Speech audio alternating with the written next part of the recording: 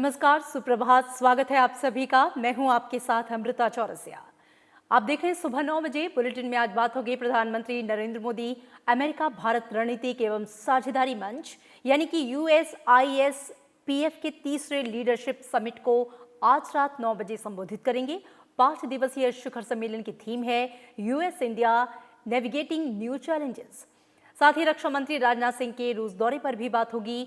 3 दिवसीय दौरे में रक्षा मंत्री शंघाई सहयोग संगठन के रक्षा मंत्रियों के साथ क्षेत्रीय सुरक्षा परिदृश्य पर चर्चा करेंगे। प्रधानमंत्री नरेंद्र मोदी की अध्यक्षता में हुई कैबिनेट मीटिंग में मिशन कर्मयोगी को मंजूरी दी गई है। क्या है मिशन कर्मयोगी, बताएंगे आपको। बात होगी संसद के मॉनसून सत्र की तैयारियों की, जिसे अंतिम रूप दिया जा रहा है और इस बार 252वां सत्र 14 सितंबर से 1 अक्टूबर तक बिना किसी अवकाश के लगातार चलेगा। इसके अलावा बात होगी कोरोना अपडेट की भी और देश दुनिया की अहम खबरों की। आइए शुरुआत करते हैं खबरों के सिलसिले की। संसद के मॉनसून सत्र के दौरान लोकसभा और राज्यसभा में सांसदों के लिखित सवालों के जवाब दिए जाएंगे। मॉनसून सत्र में प्रश्नकाल रद्द करने के मुद्दे को लेकर विपक्षी दलों और सरकार के बीच गतिरोध बन गया था, लेकिन दोनों पक्षों के वरिष्ठ नेताओं के बीच संवाद के बाद ये रास्ता निकाला गया। अब अतारांकित प्रश्नों के लिखित जवाब के लिए दोनों सदनों में सांसद नोटिस दे सकते हैं। मॉनसून सत्र के दौरान लिखित जवाब के लिए सांसद अतारांकित प्रश्नों की सूचनाएं दे सकते हैं। राज्यसभा सचिवालय ने सांसदों को इस बारे में सूचित किया है। इससे पहले यह तय हुआ था कि उच्च सदन में मॉनसून सत्र के दौरान प्रश्नकाल नहीं होगा, लेकिन अब प्रश्नों के उत्तर देने के लिए दिनों का आवंटन कर दिया गया है, जिसमें संबंधित मंत्री सवालों का लिखित जवाब देंगे। इसके लिए सरकार के विभिन्न मंत्रालयों को 5 समूहों में बांटा गया है। इसी हिसाब से सभी बैठकों के दिन जवाब का क्रम भी तैयार किया गया है। पहले समूह के तहत कोयला, रक्षा, पर्यावरण, वन और जलवायु परिवर्तन, भारी उद्योग, जल शक्ति, MSME, खान, अल्पसंख्यक कार्य, संसदीय कार्य, सड़क परिवहन और राजमार्ग, पोत परिवहन, युवा कार्यक्रम और खेल मंत्रालय को शामिल किया गया है। इन मंत्रालयों से संबंधित अतारांकित प्रश्नों के जवाब 14, 19, 24 और 29 सितंबर को दिए जाएंगे। दूसरे समूह के तहत वित्त, आयुष, कॉर्पोरेट कार्य, संस्कृति, पृथ्वी विज्ञान, स्वास्थ्य और परिवार कल्याण, नवीन और नवीकरणीय ऊर्जा, विद्युत, विज्ञान और प्रौद्योगिकी और पर्यटन मंत्रालय को शामिल किया गया है और इन मंत्रालयों से जुड़े सवालों के लिखित जवाब 15, 20, 25 और 30 सितंबर को दिए जाएंगे। समूह 3 में नागर विमानन, गृह, आवासन और शहरी कार्य, श्रम और रोजगार, पेट्रोलियम और प्राकृतिक गैस, सामाजिक न्याय और अधिकारिता और इस्पात मंत्रालय को शामिल किया गया है और इन मंत्रालयों से संबंधित अतारांकित सवालों के जवाब 16, 21, 26 सितंबर और 1 अक्टूबर को दिए जाएंगे। चौथे समूह के तहत प्रधानमंत्री परमाणु ऊर्जा, संचार, उत्तर पूर्वी क्षेत्र विकास, इलेक्ट्रॉनिकी और IT, विदेश, शिक्षा, विधि और न्याय, कार्मिक, लोक शिकायत और पेंशन, योजना, अंतरिक्ष, सांख्यिकी और कार्यक्रम कार्यान्वयन, वस्त्र, जनजातीय कार्य, महिला और बाल विकास मंत्रालय से जुड़े जवाब 17, 22 और 27 सितंबर को दिए जाएंगे। समूह 5 में कृषि और किसान कल्याण, रसायन और उर्वरक, वाणिज्य और उद्योग, उपभोक्ता मामले, खाद्य और सार्वजनिक वितरण, मत्स्य पालन, पशुपालन और डेयरी, खाद्य प्रसंस्करण उद्योग, पंचायती राज, रेल, ग्रामीण विकास, कौशल विकास और उद्यमिता मंत्रालय को शामिल किया गया है और इन मंत्रालयों से जुड़े अतारांकित प्रश्नों के जवाब 18, 23 और 28 सितंबर को दिए जाएंगे। उच्च सदन में किसी एक दिन के लिए लिखित उत्तरों के लिए शामिल सवालों की कुल संख्या 160 तक सीमित रहती है और प्रश्नों के लिए एक पखवाड़े पहले सूचना देने का प्रावधान है, लेकिन सभापति एम वेंकैया नायडू के आदेश से इसमें बदलाव संभव है। इसी क्रम में फिलहाल राज्यसभा सचिवालय ने सांसदों से अतारांकित प्रश्नों की सूचना ऑनलाइन भेजने का अनुरोध किया है। हालांकि नोटिस ऑफिस में लिखित नोटिस की परिपाटी भी जारी रहेगी। ऑनलाइन नोटिस की सूचनाएं महासचिव को संबोधित होंगी, जिसमें संबंधित मंत्री और उत्तर की तारीख का उल्लेख होगा। अरविंद कुमार सिंह के साथ ब्यूरो रिपोर्ट, राज्यसभा टीवी। और अब बात संसदीय स्थायी समिति से जुड़ी बैठकों की। मॉनसून सत्र की गहमा गहमी के बीच आज संसद की 3 अहम विभाग संबंधी स्थायी समितियों की बैठक होनी है। वहीं कई समितियां अहम विषयों की पड़ताल करके नतीजों तक भी पहुंच गई हैं। मॉनसून सत्र में कई अहम रिपोर्ट सभापटल पर रखी जाएगी। संसद की विज्ञान, प्रौद्योगिकी, पर्यावरण, वन और जलवायु परिवर्तन संबंधी स्थायी समिति DNA प्रयोग और लागू होना विनियमन विधेयक 2019 पर आज खंडवार विचार करेगी। विधेयक से संबंधित ड्राफ्ट रिपोर्ट तैयार है और आज बैठक में इसे मंजूरी मिलने की संभावना है। ये विधेयक सरकार की प्राथमिकताओं में है। दूसरी अहम बैठक सामाजिक न्याय और अधिकारिता संबंधी संसदीय स्थायी समिति की होनी है। समिति माता पिता और वरिष्ठ नागरिकों का भरण पोषण कल्याण संशोधन विधेयक 2019 पर विचार कर रही है। इसी क्रम में ये आगे वेल फाउंडेशन और टाटा ट्रस्ट के प्रतिनिधियों का साक्ष्य लेगी। वहीं तीसरी अहम बैठक ऊर्जा संबंधी स्थायी समिति की है, जो पावर टैरिफ पॉलिसी की एकरूपता पर बिजली उत्पादन में लगे केंद्रीय सार्वजनिक उपक्रमों के प्रतिनिधियों के साथ चर्चा करेगी। मिनी संसद के रूप में विख्यात संसदीय समितियां कोरोना संकट के नाते काफी समय तक बैठकें नहीं कर सकी थीं, लेकिन जुलाई से लगातार बैठकों के साथ कामकाज को तेजी से निपटा रही हैं। अरविंद कुमार सिंह के साथ bureau report, Rajya Sabha TV. Rajya Sabha की याचिका समिति ने देश में बाढ़ से होने वाले वास्तविक पूर्वानुमान से संबंधित एक याचिका पर अपनी बेहद अहम रिपोर्ट को अंतिम रूप दिया। साथ ही पोक्सो अधिनियम 2012 को मजबूत बनाने और उसके प्रभावी कार्यान्वयन से संबंधित अपनी 156वीं रिपोर्ट पर एटीआर को भी कुछ संशोधनों के साथ मंजूरी दी। प्रसन्न आचार्य की अध्यक्षता वाली याचिका समिति की यह चौथी बैठक थी। संसद की कोयला और इस्पात संबंधी स्थायी समिति ने कल अपनी बैठक में खनन क्षेत्र में पर्यावरण और वन क्लीयरेंस प्रक्रिया पर विचार किया। बैठक में खान मंत्रालय के सचिव अनिल कुमार और पर्यावरण और वन मंत्रालय के सचिव आरपी गुप्ता से विषय पर चर्चा की गई। दोनों सचिवों ने इस विषय पर सरकारी पक्ष को लेकर समिति के समक्ष प्रस्तुति दी। इस बैठक में 11 सदस्यों ने हिस्सा लिया। समिति ने जिला खनन फाउंडेशन और प्रधानमंत्री खनिज क्षेत्र कल्याण योजना की समिति की रिपोर्ट पर एटीआर, कोयला, खान और इस्पात मंत्रालय की अनुदान मांगों से संबंधित रिपोर्ट के एटीआर को भी मंजूरी दी। वहीं पेट्रोलियम और प्राकृतिक गैस संबंधी संसदीय स्थायी समिति की बैठक में पेट्रोलियम सेक्टर में अंतर्राष्ट्रीय सहयोग के मसले पर चर्चा हुई। समिति के समक्ष पेट्रोलियम और प्राकृतिक गैस मंत्रालय और उसके सार्वजनिक उपक्रमों ने साक्ष्य दिए। समिति ओएनजीसी, ओवीएल और गेल जैसी संस्थाओं के साथ पेट्रोलियम क्षेत्र में अंतर्राष्ट्रीय सहयोग पर पड़ताल कर रही है। लोकसभा सांसद रमेश भिधुड़ी की अध्यक्षता वाली इस समिति की बैठक करीब 2 घंटे चली और इसमें कई लोकसभा सांसदों के साथ राज्यसभा सांसद नारायण दास गुप्ता, कांता कर्दम, कनक मेदला, रविंद्र कुमार, डॉक्टर भगवंत कराड़, ए विजय कुमार और चौधरी सुखराम सिंह यादव ने भागीदारी की। प्रधानमंत्री नरेंद्र मोदी अमेरिका भारत रणनीतिक एवं साझेदारी मंच यानी USISPF के तीसरे लीडरशिप समिट को आज रात 9 बजे संबोधित करेंगे। अमेरिका भारत सामरिक साझेदारी फोरम एक गैर लाभकारी संगठन है जो भारत और अमेरिका के बीच साझेदारी के लिए काम करता है। 5 दिवसीय इस शिखर सम्मेलन की इस बार थीम है US India navigating new challenges. इस थीम में कई विषय शामिल किए गए हैं, जैसे एक वैश्विक विनिर्माण केंद्र बनाने में भारत की संभावनाएं, भारत के गैस बाजार में अवसर, भारत में FDI आकर्षित करने के लिए ईज ऑफ डूइंग बिजनेस, तकनीकी क्षेत्र में समान अवसर और चुनौतियां। केंद्रीय पेट्रोलियम एवं प्राकृतिक गैस और इस्पात मंत्री धर्मेंद्र प्रधान ने बुधवार को अमेरिका भारत सामरिक साझेदारी फोरम USISPF के तीसरे शिखर सम्मेलन को संबोधित करते हुए कहा कि वैश्विक अर्थव्यवस्था पर कोविड-19 का अभूतपूर्व प्रभाव पड़ा है और इससे ऊर्जा क्षेत्र भी अछूता नहीं है। उन्होंने कहा कि हालांकि भारत में आर्थिक गतिविधियां धीरे धीरे बढ़ रही हैं और ऊर्जा की खपत जल्द ही कोविड-19 से पहले वाली स्थिति में पहुंच जाएगी। केंद्रीय मंत्री ने कहा कि प्रधानमंत्री नरेंद्र मोदी के नेतृत्व में शुरू किया आत्मनिर्भर भारत अभियान कोविड-19 की चुनौतियों को एक अवसर में बदलने का मौका है, जिसके तहत घरेलू उत्पादन और खपत को वैश्विक आपूर्ति श्रृंखला से जोड़ते हुए भारत को 21वीं सदी के वैश्विक विनिर्माण केंद्र में बदलने का लक्ष्य है। USISPF के तीसरे शिखर सम्मेलन की थीम है US India navigating new challenges. केंद्रीय कैबिनेट ने मिशन कर्मयोगी राष्ट्रीय सिविल सेवा क्षमता विकास कार्यक्रम को मंजूरी दे दी है। इसका लक्ष्य सिविल सेवकों को और अधिक रचनात्मक, कल्पनाशील, सक्रिय, पेशेवर, प्रगतिशील, पारदर्शी और प्रौद्योगिकी सक्षम बनाकर भविष्य के लिए तैयार करना है। साथ ही कैबिनेट की बैठक में जम्मू कश्मीर के लिए राजभाषा विधेयक 2020 लाने का भी फैसला हुआ। संसद की मंजूरी के बाद जब जम्मू कश्मीर में अंग्रेजी और उर्दू के साथ कश्मीरी, डोगरी और हिंदी भी आधिकारिक भाषा होगी। प्रधानमंत्री नरेंद्र मोदी की अध्यक्षता में हुई कैबिनेट बैठक में कई अहम फैसले लिए गए। सिविल सेवा में सुधार के लिए केंद्रीय कैबिनेट ने बेहद अहम कर्मयोगी योजना को मंजूरी दे दी। कर्मयोगी योजना यानी राष्ट्रीय सिविल सेवा क्षमता विकास कार्यक्रम का मकसद लोगों की अपेक्षाओं पर खरे उतरने वाले अधिकारी तैयार करना है।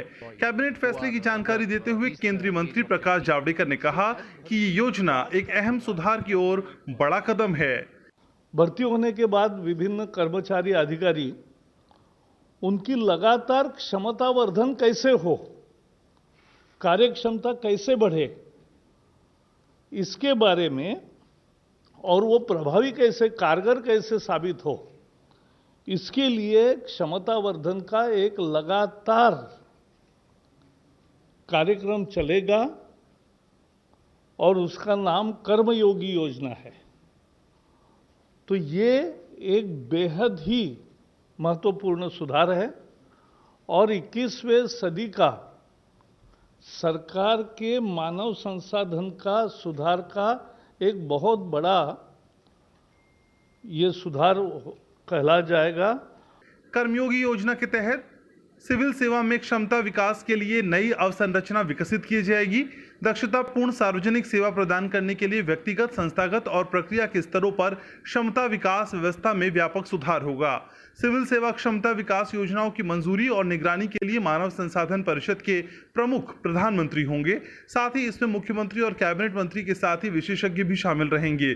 प्रशिक्षण मानकों का आपसी तालमेल बनाने के लिए क्षमता विकास आयोग बनेगा, जो केंद्रीय प्रशिक्षण संस्थानों की निगरानी भी करेगा। कैबिनेट सचिव की अध्यक्षता में कोऑर्डिनेशन यूनिट बनेगी। डिजिटल परिसंपत्तियों के स्वामित्व, प्रचालन और ऑनलाइन प्रशिक्षण के लिए प्रौद्योगिकी प्लेटफॉर्म के लिए विशेष प्रायोजन कंपनी SPV होगी। मिशन कर्मयोगी के तहत 46 लाख केंद्रीय कर्मचारियों को कवर किया जाएगा, जिस पर वर्ष 2020-21 से लेकर 2024-25 तक 5 साल के दौरान करीब 510 करोड़ रुपए खर्च किया जाएगा। केंद्रीय कैबिनेट ने जम्मू कश्मीर के लिए राजभाषा विधेयक 2020 लाने का भी फैसला लिया है। संसद की मंजूरी के बाद अब जम्मू कश्मीर में अंग्रेजी और उर्दू के साथ कश्मीरी, डोगरी और हिंदी भी आधिकारिक भाषा होगी। The inclusion of Dogri, Hindi and Kashmiri in addition to the other two existing languages as official languages for the Union Territory of Jammu and Kashmir, I would just suffice in saying that it is not only a fulfillment of a long pending public demand of the region, but also in keeping with the spirit of equality which ushered after the 5th of August 2019. केंद्रीय cabinet ने उच्च गुणवत्तापूर्ण वस्त्रों के क्षेत्र में सहयोग के लिए भारत और जापान के बीच सहमति पत्र को मंजूरी दे दी है। साथ ही भूविज्ञान और खनिज संसाधनों के क्षेत्र में सहयोग के लिए भारत और फिनलैंड के बीच समझौता ज्ञापन को भी मंजूरी दी गई। नवविक्रम सिंह, राज्यसभा टीवी। प्रधानमंत्री नरेंद्र मोदी की अध्यक्षता में हुई कैबिनेट मीटिंग में बुधवार को सरकारी अधिकारियों के लिए मिशन कर्मयोगी को मंजूरी मिली। National programme for civil service capacity building के तहत मिशन कर्मयोगी को चलाया जाएगा। इस मिशन के तहत अधिकारियों को खास ट्रेनिंग दी जाएगी। इसको लेकर प्रधानमंत्री नरेंद्र मोदी ने ट्वीट किया है। कैबिनेट ने National programme for civil service capacity Building को मंजूरी दी है। इसके जरिए सरकार के कामों में मानव संसाधन प्रबंधन में सुधार होगा। ये सिविल सेवकों की क्षमता को बढ़ाएगा। कैबिनेट के इस फैसले का गृह मंत्री अमित शाह ने स्वागत किया है। उन्होंने कहा कि इस कदम के जरिए सरकारी क्षेत्र की कार्यशैली में तो सुधार होगा ही, साथ ही इस कदम से न्यू इंडिया की अवधारणा को भी मजबूती मिलेगी। मोदी सरकार सिविल सेवा को मजबूत करने के लिए प्रतिबद्ध है। गृह मंत्री ने कैबिनेट के इस निर्णय को 21वीं सदी के लिए ऐतिहासिक करार दिया है। केंद्रीय वित्त मंत्री निर्मला सीतारमण आज अनुसूचित वाणिज्यिक बैंकों और गैर बैंकिंग वित्तीय कंपनियों के शीर्ष प्रबंधकों के साथ समीक्षा बैठक करेंगी। बैठक में बैंक ऋणों पर कोविड-19 महामारी से पैदा हुए दबाव से निपटने के लिए बनाए गए समाधान ढांचे पर अमल के बारे में चर्चा होगी। पिछले कुछ सालों में इनोवेशन के मामले में भारत बेहतर स्थिति में पहुंचा है। कोरोना महामारी के बीच इस साल ग्लोबल इनोवेशन इंडेक्स में भारत ने पहली बार टॉप 50 में अपनी जगह बनाई। भारत ने ग्लोबल इनोवेशन इंडेक्स 2020 में 4 पायदान की छलांग लगाकर अब 48वें स्थान पर पहुंच गया। इसके साथ ही दुनिया के टॉप 50 देशों के बीच अपनी जगह भारत ने बना ली है। इतना ही नहीं, दक्षिण एशिया के देशों में भारत की रैंकिंग टॉप पर है। ग्लोबल इनोवेशन इंडेक्स 2015 में भारत की रैंक 81 थी। भारत, चीन, फिलीपींस और वियतनाम जैसे देश नवाचार के क्षेत्र में तेजी से आगे बढ़ रहे हैं। रिपोर्ट के मुताबिक उपलब्ध ताजा सूचकों के बल पर और वैश्विक नवाचार सूचकांक से जुड़े विभिन्न क्षेत्रों में सुधार के कारण भारत की रैंकिंग में ये सुधार आया है। रक्षा मंत्री राजनाथ सिंह शंघाई सहयोग संगठन के रक्षा मंत्रियों की बैठक में भाग लेने के लिए रूस पहुंच गए हैं। इस दौरान क्षेत्रीय सुरक्षा परिदृश्य पर चर्चा की जाएगी। राजनाथ सिंह का 3 दिवसीय रूस दौरा ऐसे समय में हो रहा है जब भारत और चीन के बीच वास्तविक नियंत्रण रेखा पर तनाव बना हुआ है। शंघाई सहयोग संगठन के सभी 8 देश मास्को में आयोजित बैठक में आज आतंकवाद और उग्रवाद जैसी क्षेत्रीय रक्षा चुनौतियों पर चर्चा करेंगे। साथ ही इन चुनौतियों से निपटने के उपायों पर भी विचार किया जाएगा। बैठक में चीन के रक्षा मंत्री जनरल वेई फेंघे और पाकिस्तानी रक्षा मंत्री परवेज खटक के भी हिस्सा लेने की उम्मीद है। हालांकि चीन या पाकिस्तान के साथ भारत की द्विपक्षीय बैठक की कोई योजना नहीं है। राजनाथ सिंह रूसी रक्षा मंत्री जनरल सर्गेई शोइगु के साथ आज अलग से द्विपक्षीय बैठक भी करेंगे। इसके अलावा बैठक में रूस के साथ भारत के रक्षा अनुबंधों के तहत भारतीय सशस्त्र बलों को विभिन्न हथियारों और कलपुर्जों की जल्द आपूर्ति के मुद्दे पर भी चर्चा हो सकती है।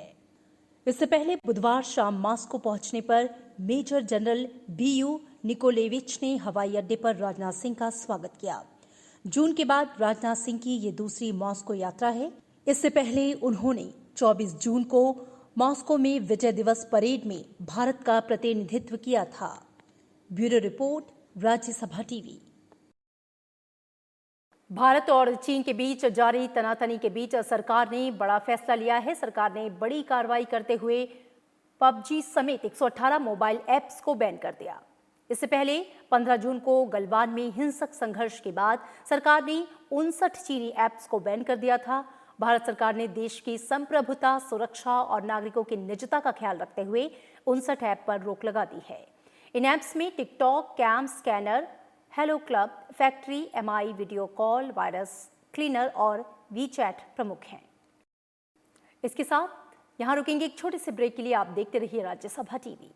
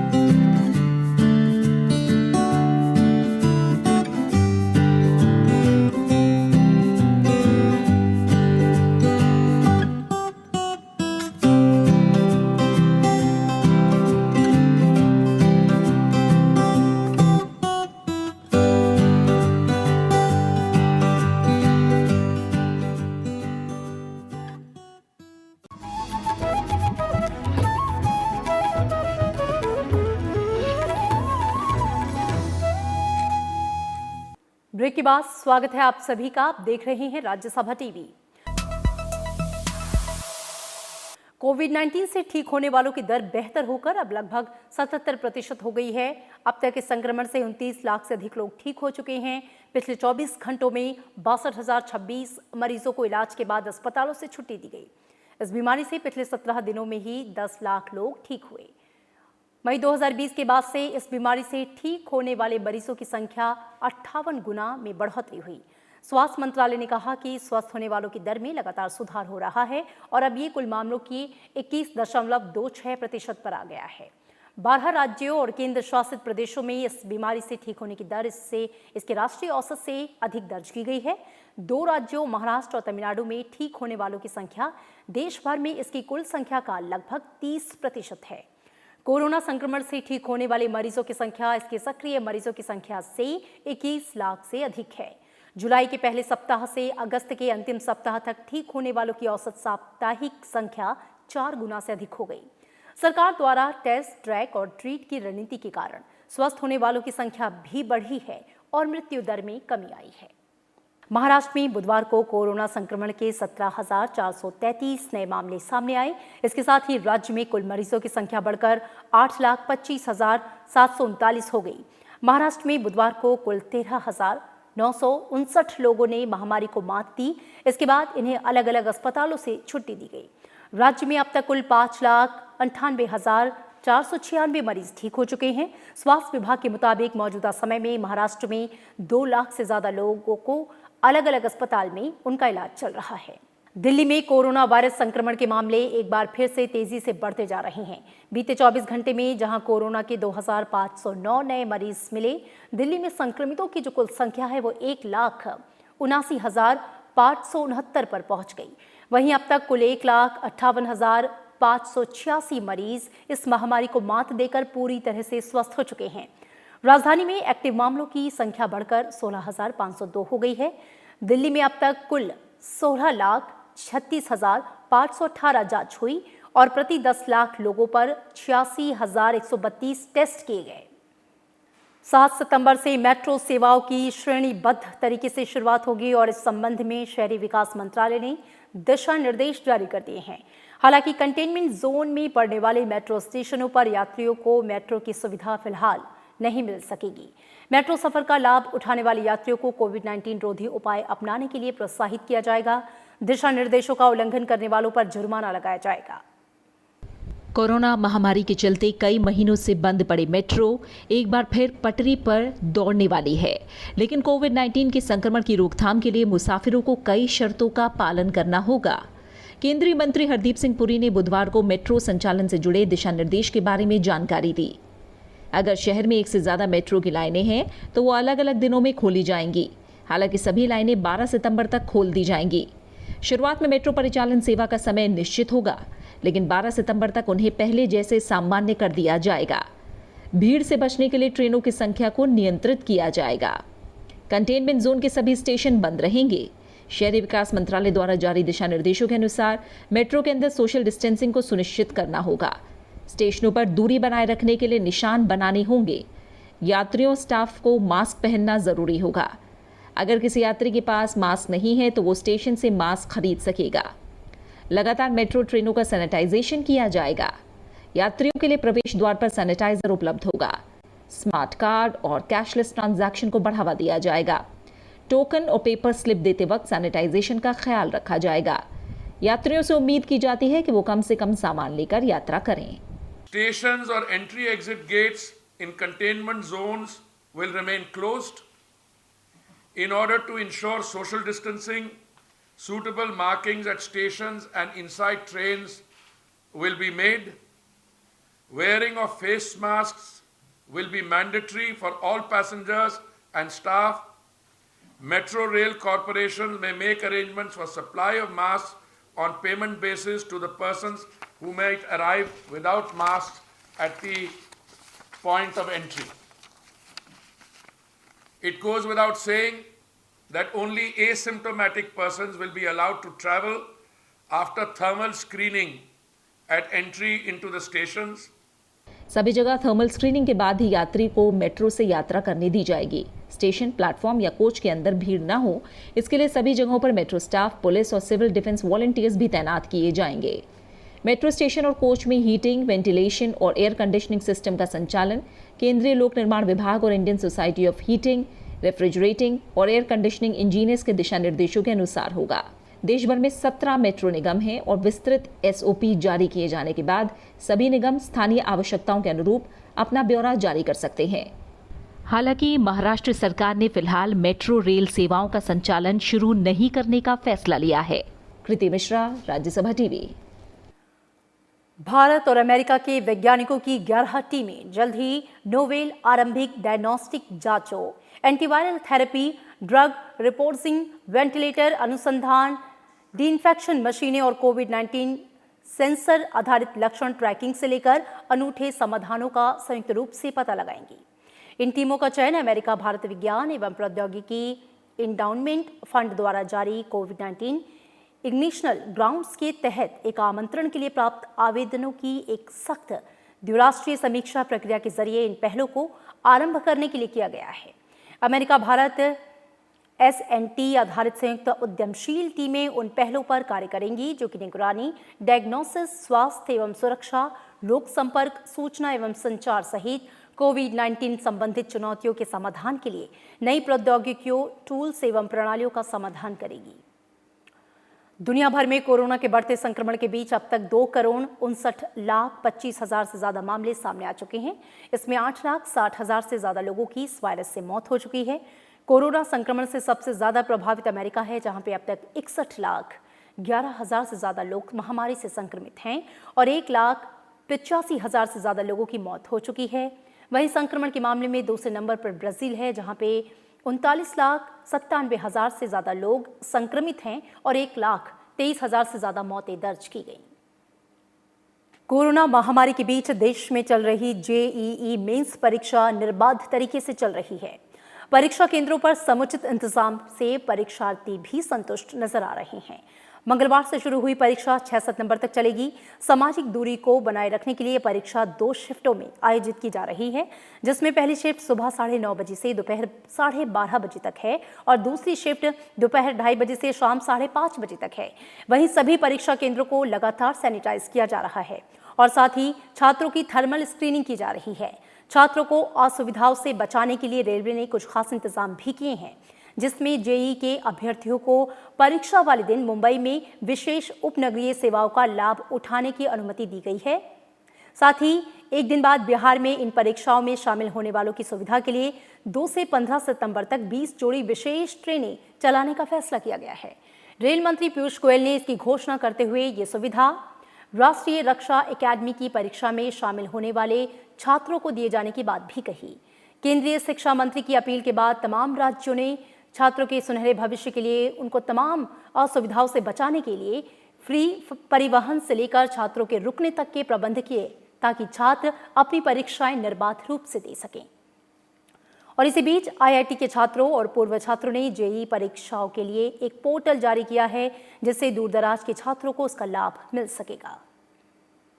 राष्ट्रीय जांच एजेंसी यानी कि एनआईए और आयकर विभाग की साझा टीमों ने क्रॉस एलओसी ट्रेड के दौरान टेरर फंडिंग के एक मामले में बुधवार को श्रीनगर और कुपवाड़ा के कई ठिकानों पर छापा मारा। सबसे पहले श्रीनगर के मंदरबाग और दांदरखा इलाके में एलओसी कारोबार से जुड़े कई लोगों की दुकानों, दफ्तरों और घरों में एक साथ छापेमारी हुई। कार्रवाई के दौरान कई अहम दस्तावेज जब्त किए गए। इसके साथ ही कुपवाड़ा के कंडी इलाके में भी कई ठिकानों पर छापेमारी हुई। वहां से भी क्रॉस एलओसी कारोबार से जुड़े लोगों के घरों और दफ्तरों में कई दस्तावेज बरामद किए गए। पिछले साल से क्रॉस एलओसी ट्रेड बंद कर दिया गया था। और अब बात मौसम की। मौसम विभाग के मुताबिक आज तमिलनाडु, दक्षिण कर्नाटक, केरल में भारी से बहुत भारी बारिश का अनुमान है। दिल्ली, पंजाब, हरियाणा, हिमाचल प्रदेश, जम्मू कश्मीर, उत्तराखंड, पश्चिमी उत्तर प्रदेश, राजस्थान, मध्य प्रदेश, गोवा में आज भारी बारिश हो सकती है। इसके साथ ही दिल्ली, पंजाब, हरियाणा, उत्तर प्रदेश, उत्तराखंड, हिमाचल प्रदेश, राजस्थान में आंधी तूफान और बिजली गिरने का भी अनुमान है। बीते महीने जुलाई के दौरान औसत से करीब 10% कम बारिश हुई, जबकि अगस्त में 44 साल का रिकॉर्ड टूटा। अगस्त में औसत से 25% ज्यादा बारिश हुई, जो कि एक महीने के दौरान 1976 के बाद अब तक का सबसे ज्यादा बारिश का रिकॉर्ड है। हालांकि भारतीय मौसम विज्ञान विभाग के पूर्वानुमान के मुताबिक सितंबर में मानसून की रफ्तार मंद पड़ सकती है। उत्तर प्रदेश के 16 जिलों में 644 गांव अब भी बाढ़ से प्रभावित हैं। दिल्ली में मौसम शुष्क रहा और धूप भी निकली। अधिकतम तापमान 34.7 डिग्री सेल्सियस के साथ सामान्य रहा। अधिकतम आर्द्रता। इसी के साथ इस बुलेटिन में फिलहाल इतना ही। दीजिए इजाजत। नमस्कार।